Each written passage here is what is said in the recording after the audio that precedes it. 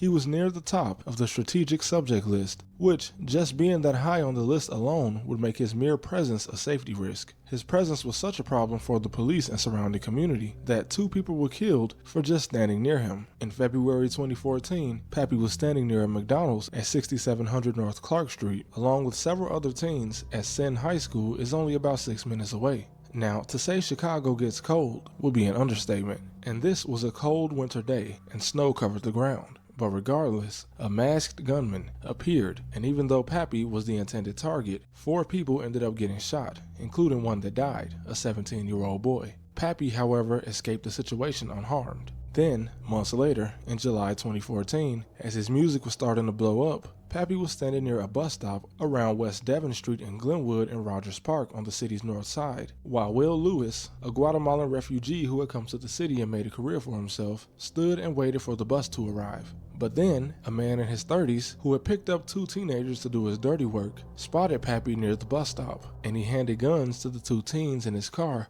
and instructed them to kill Pappy. But they missed and ended up killing Will Lewis. So in just 5 months, 5 people were shot and 2 killed just for being near him. And all of this heavily contributes to the theory that police, possibly just the ones in the precinct around Pappy's area on the north side, might have wanted him out the way. The police... FJ Banks back with another vid. Grab your popcorn. Grab your meals. Because you know everything I drop is interesting. Hope y'all enjoy. Leave a like if y'all do. Let's get all back into the video. 29th, 2015, around 1:30 a.m. on the north side of Chicago. A woman is in a car with her father on Lawrence and Winthrop in the Uptown neighborhood when she notices a newer model car traveling in reverse on Lawrence Avenue coming from Kenmore Avenue with the rear driver's side door open. The car then reversed direction on Lawrence and turned back down Kenmore. As the woman and her father reached the intersection on Kenmore, they heard gunshots and saw a man running towards the car she had just seen with the back door open. The car then reversed again and went through an alley where it disappeared. Shaquan Thomas had just been shot multiple times in the back, and he was later pronounced dead. He's better known, of course, as Young Papy. If you don't know who this is, I can only describe him as one of the best lyricists to ever come out of the Midwest, period, not just Chicago. But he's a very controversial figure, to say the least. He is, in fact... Young Papy is tough. I'm gonna keep it a buck. Like, he would have been bigger than Dirk, King Von, all of them if he was here. He was tough. Like, to this day, I still bump his music. Like, he was just, like, so lyrical, he was tough. So influential that he's been dead for 10 years, and I Show Speed, who is the #1 streamer on the planet, still called him his favorite rapper. My favorite rapper? You probably don't know him. My favorite rapper is Young Papy. That's my favorite rapper. In 2 years, he did more to establish his legacy in hip-hop than most rappers do in a decade. But as soon as he was hot, he was dead. The Chicago police have a program called the Strategic Subject List. This is a list created by an algorithm that ranks the likelihood of certain people either being shot or carrying out a shooting. In a sense, you can say it predicts the likelihood of someone being murdered by how high they rank on the list. And if that sounds a bit dystopian, that's because it is. There's nothing the police can really do to protect someone on this list, and most people in the city had no idea that it even existed. But to my knowledge, it hasn't been used since 2020. But when Young Papy was killed in 2015, he had a score of 500, which put him near the very top of the list. And the list was correct. To this day, no one knows who killed him. And while it's easy to say that just one of his enemies caught him, one rumor was always constant, that he was backdoored. Now, this is common when someone is murdered in the city, but where people get lost is when they state that one of his friends somehow set him up, because he was with a close friend, Duddy, the night he got killed allegedly, but I don't believe that. Pappy's circle was so close that at least 2 of his friends faced murder charges just defending his name. So the real question is, did the Chicago police give his location to the men who wanted to kill him? In Chicago, it's common for the friends of a guy who was murdered to say that their friend either wasn't killed by an enemy gang as a way to discredit that gang, or to say he was set up by someone if the death is too suspicious. What's not common, however, is for associates of the victim to insist that the police gave away his location to an enemy gang. Now, before you say this is highly unlikely, I'd like you to consider an important fact. This is Chicago. In 2007, a suburban police sergeant in the Chicago area, Drew Peterson, was accused of murder for hire when he tried to have the state's attorney killed while he was being accused of killing his own wife, a crime he would later be found guilty of. In that same year, Jerome Finnegan, a Chicago police officer from the Elite Special Operations Unit, was accused of trying to have another officer murdered who was supposedly going to be a witness against him in a federal investigation. And also in the same year, a former Chicago cop, Edward Leak, paid to have the limousine driver of his uncle's funeral home assassinated. And in 2014, the year before Pappy's murder, Officer Jason Van Dyke shot a man as he was walking away with his back turned, and despite the fact that the whole thing was captured on video, he lied and said the man lunged at him with a knife, a story that was quickly disproven, and the officer was found guilty of second-degree murder. Okay, I thought the cops was only dirty in New York. I guess Chicago too, because they dirty here, I'm not gonna lie.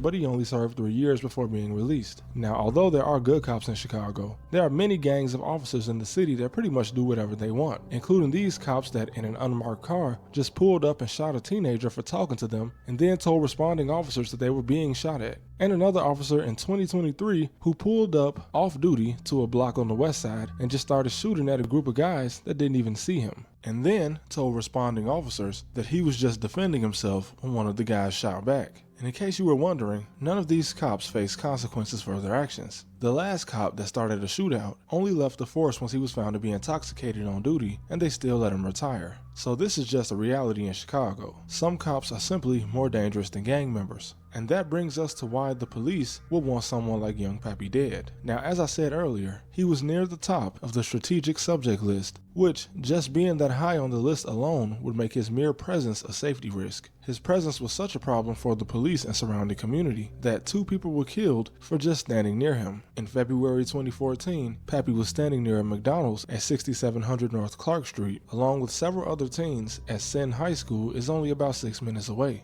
Now, to say Chicago gets cold would be an understatement, and this was a cold winter day and snow covered the ground. But regardless, a masked gunman appeared, and even though Pappy was the intended target, 4 people ended up getting shot, including one that died, a 17-year-old boy. Pappy, however, escaped the situation unharmed. Then, months later, in July 2014, as his music was starting to blow up, Pappy was standing near a bus stop around West Devon Street in Glenwood and Rogers Park on the city's north side, while Will Lewis, a Guatemalan refugee who had come to the city and made a career for himself, stood and waited for the bus to arrive. But then, a man in his 30s, who had picked up 2 teenagers to do his dirty work, spotted Pappy near the bus stop, and he handed guns to the 2 teens in his car and instructed them to kill Pappy.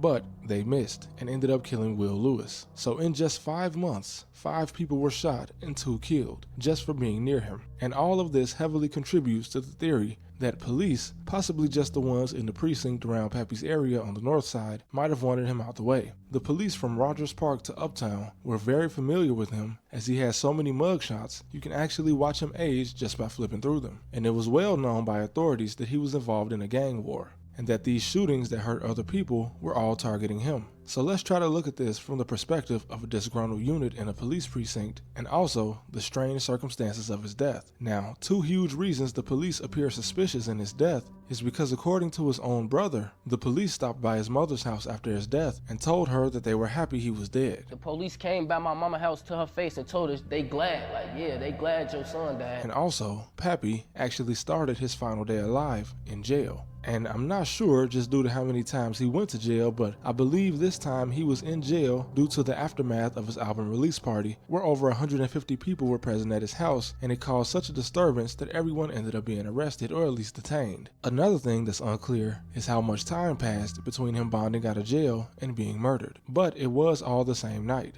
Now, there was a police station just 10 minutes away from where he was killed, and his last arrest, if it did have something to do with this party, it would have probably just been a petty disturbing the peace charge, so he might not have been booked into the county jail, which would have been over 30 minutes away from where he was killed. For the killers to know where he was the night he got out, it would have taken some kind of inside knowledge, whether that be a friend of the killer locked up in the same place as Pappy and then watching him get out, or a local police officer.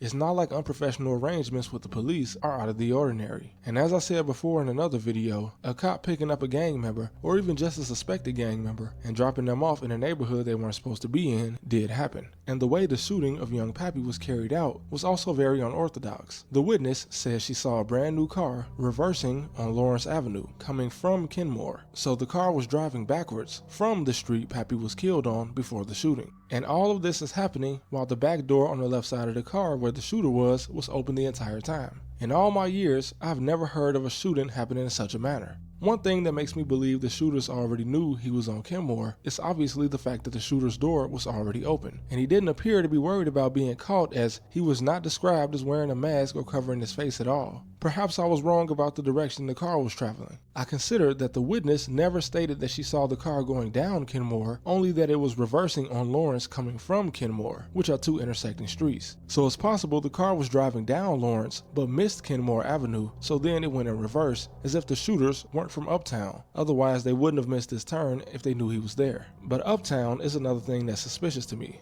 His hood was in the Rogers Park neighborhood, which is about 5 miles away from Uptown. And that's not to say he didn't have any enemies in Uptown, as he's even mentioned it in one of his songs. But in Chicago, most gangs engaged in a war, especially back then, were usually all in the same neighborhood. The shootings where bystanders were hit when Pappy was a target were both in Rogers Park, not Uptown. So could it be that the police in Rogers Park informed his enemies that he had just bonded out of jail and he was somewhere in the Uptown neighborhood? Again, looking at it from the point of view of a police crew that was tired of dealing with Pappy. His music brought something to the north side they had never had: drill music. And with this drill music came the broadcasting of a war that Pappy only seemed to intensify, as the north side was not seen as very dangerous in comparison to other parts of the city. Even though gang wars have been going on there since the 70s with the white, Latino, and black gangs that inhabited the most densely populated part of the city. All of a sudden, you had a new generation of kids engaging in a war that far eclipsed anything that part of the city had seen since the St. Valentine's Day massacre carried out by the mob in Lincoln Park. And Pappy being near the top of the strategic subject list, the police would know that his death wouldn't be suspicious at all, and motive would be easy to establish regardless if the case was ever solved or not.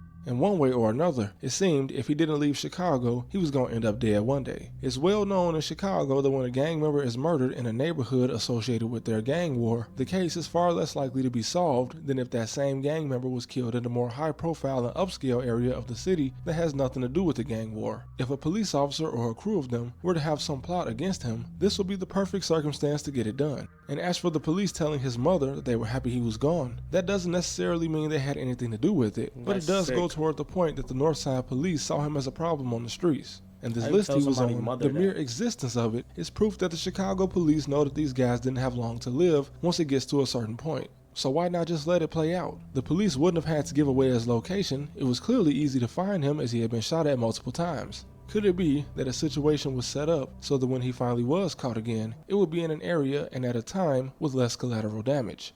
It's unfortunate that with the immense talent he had, Young Papy lived a lifestyle that simply wasn't sustainable.